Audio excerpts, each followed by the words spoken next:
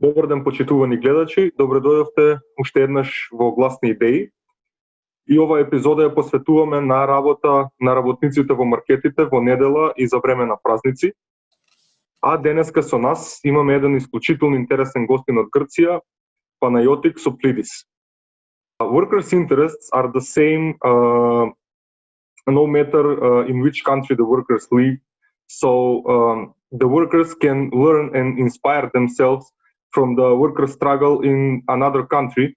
The enemy is not the worker at the different side of the border. We should know that the enemies are the capitalists in our countries. So we are pleased to have as a guest in our podcast Panayiotis Soplidis. So Panayiotis, thank you for accepting the invitation to be part of this podcast. Thank you, and my greetings to all the comrades and friends in Macedonia. Panayiotis, he is a member of Union of Workers at bookstores and publications. This union participates in a coordination committee against the abolition of Sunday holiday with other unions and collectives. He is also a member of a campaign We Stay Active, Health, Collectivity, Solidarity during the pandemic and lockdown. I hope that I'm right. Yes. Okay. So Panayiotis, some people, including workers, think about their shopping on Sundays and holidays as their right. After a laborious working week, they should enjoy shopping on Sundays and something like that. So why should workers and other citizens be denied this right? Our campaign here in Greece have a simple motto. If you go shopping on Sundays, prepare yourself to work also on Sundays. A walk for shopping on Sundays is not a right. It is not even a need. The flexibility of labor will not be limited on retail workers on the supermarkets. Here in Greece, there are already plans to operate banks and some public services on Sundays also. On the contrary, it is the right of the workers of the supermarkets to have also free time and also to be paid for every hour they work. Just consider the consequences of Sunday's work on the social and family life of the workers. Just think, how many times did you go for a trip on Tuesday? How many times did you had a party on Wednesday night? Or how many times did you just go for a walk with your friends or children on Thursday morning? I don't think so. The flexibility in the working hours of the workers targets mainly and mostly women and especially mothers with children, as the majority of the workers in the retail sectors are women. And also here in Greece, probably it is the same in Macedonia, many work for 10 hours, not 8, and they are not paid the legal wage supplement, or they are not taking the extra day off they are promised. They are telling us about labor laws, blah, blah, blah, but really, have you ever seen labor inspectors going around on the market any day or especially on Sundays? I haven't seen one in Greece and Thessaloniki. But if the work on Sundays and holidays is banned, will it not create a bigger rush hours in Saturdays and days before holidays, which will mean that the workers in the markets will work more intensively on these days? Is it not the reason for allowing work on Sundays and holidays? For more than a century, there was not such a problem in Greece. Another motto we are using is you don't miss the hours to shop, you miss the wages to live. The establishment of the Sunday as a holiday, a day off, was back in 1909, more than a century ago, and was one of the first measures of labor legislation passed here in Greece. Of course, there are many things that have changed the last century. A century ago in Greece, there was no shopping malls, large department stores, not even supermarkets. But, we believe that the profits of retail capitalists have nothing to do with consumers' needs and, of course, with the workers' rights. For decades, no store was open in Greece on Sundays, with the exception of some tourist areas on some islands and tourist summer resorts, and only one Sunday before Christmas. Mm-hmm.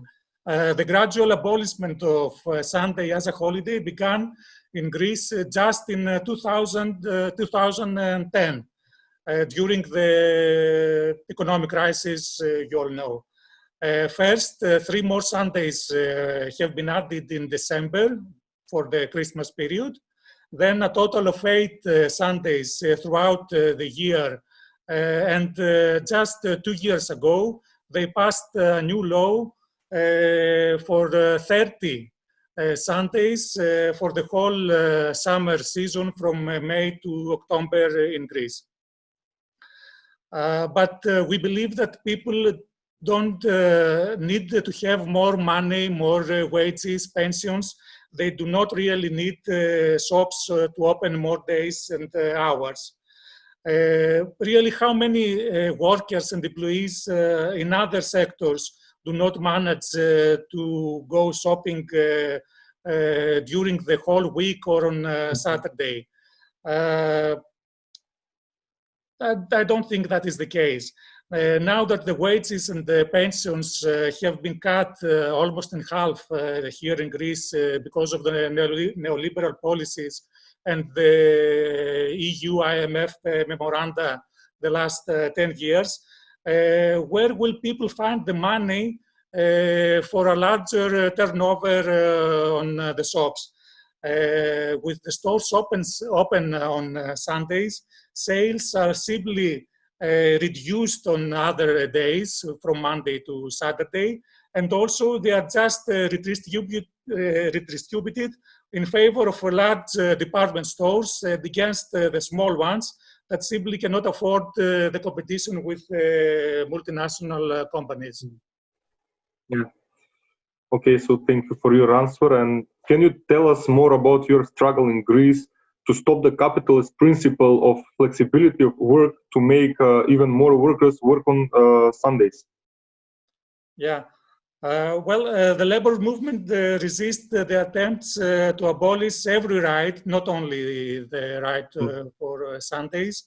Most of them were won by strikes, even by bloody rebellions here in Greece over the past century.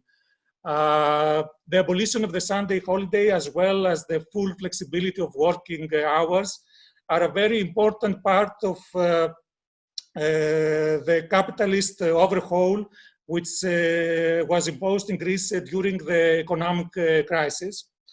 The abolition of the Sunday holiday benefits only the capitalists, the big, large bosses on the retail sector. The movement against the abolition of Sunday holiday is part of a broader wave of protest here in Greece against the neoliberal policies. But we believe that it has its own significance, as the fight for free time is one of the most important struggles for the workers. So we created a coordination committee against the abolishment of Sunday holiday. It was created almost 10 years ago, and to carry out a series of dynamic strikes, mainly in Athens and Thessaloniki. This coordination committee was created by unions, independent from the bureaucratic structure of unions here in Greece. One of these union is the one of workers at the bookstores, where I personally belong. It is a part of the retail sector. Also, some collectivities for unemployment rights, some collectivities in the neighborhoods participate in this coordination committee. Every Sunday with open shops was a day of strike for our unions, especially the first years of the new laws. Most of the employees, the workers, supported our struggle, and we managed to have some success. The intentions of government and the retail capitalists was to abolish Sunday holiday altogether. But due to our resistance and our struggle, we have managed to delay their plans. For years, only 7 Sundays the shops were open every year. And as I told you, only the last 2 years they passed the law for open Sundays on 30 Sundays. Mm-hmm. But in fact, even this is not very successful since the sales are falling. And so in the end, many companies, even some large ones, do not open every Sunday, even if the new law permits them to do so. Yeah. What was the reactions of the common people, of the consumers to your actions? During our strikes, most of the consumers, after we informed them about the situation, were very much supported our stance and the struggle. However, there were some quite few cannibalistic behaviors from some consumers and bosses, even harassing some strike picketing and the picketers themselves. You know, there is a well-organized propaganda by the media about this issue, and many people believe that opening on Sundays will help to reduce unemployment, which you know is a big, there is a large unemployment rate here in Greece. But this is a big lie. The abolition of Sunday holiday does not lead to an increase to sales. It does not create new jobs. As I told you, only the market share changes in favor of the large companies and against the small ones. Actually, after the Sunday holiday abolishment, the trade sector is the second sector after the constructions, with in job losses in Greece. According to the Institute of Commerce and Service on Greece, 95% of businesses did not hire a single employee after the abolishment of Sunday holiday. So unemployment is not declining at all, actually is increasing. The shops that open on and the supermarkets that open on Sunday simply stretch the already outrageous flexible working hours of their workers. They do not make new recruitments. And if there is a need for more labor, it is covered by part-time jobs with miserable wages. But our struggle is not only an economic one, it is also an ideological one. This struggle challenges one of the basic values of capitalism, the need of workers to consume and spend on useless needs, on useless goods, sorry. You know about this cannibalistic consumerism.